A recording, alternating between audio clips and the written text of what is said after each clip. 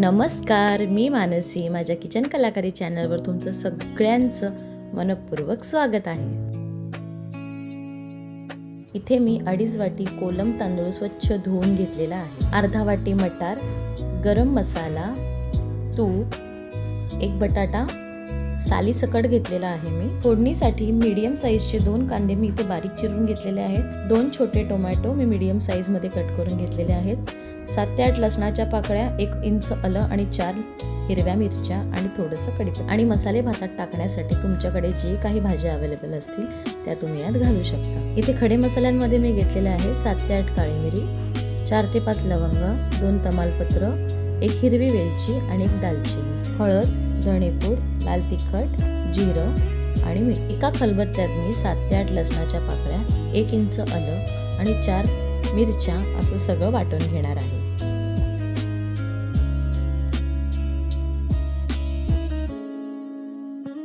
एका टोपात 2 चमचे तेल घालून घेऊया. तेल थोडं गरम झालं की यात आपण जिरं घालायचं. जिरं फुललं की आपण यात खडे मसाले घालून घेऊया. नंतर यात घालूया बारीक चिरलेले कांदे.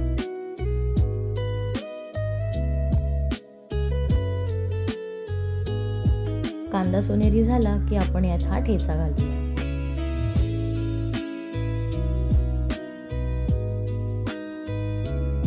लसूण आणि अद्रकचा कच्चा वास जाईपर्यंत ह्याला व्यवस्थितपणे परतवून घेऊ. आता यात आपण सगळ्या भाज्या घालून घेऊयात.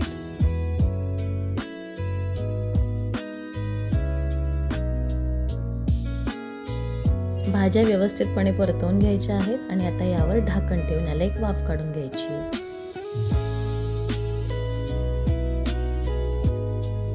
आता यात आपण घालूया पाव चमचा हळद, 2 चमचे लाल तिखट. तुम्ही तिखट तुमच्या आवडीप्रमाणे कमी जास्त करू शकता. पाव चमचा धणेपूड, 1 मोठा चमचा गरम मसाला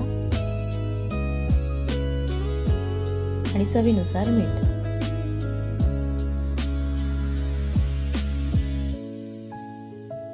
आता यात आपण घालणार आहोत बटाटा. आता यात आपल्याला घालायचा आहे तांदूळ.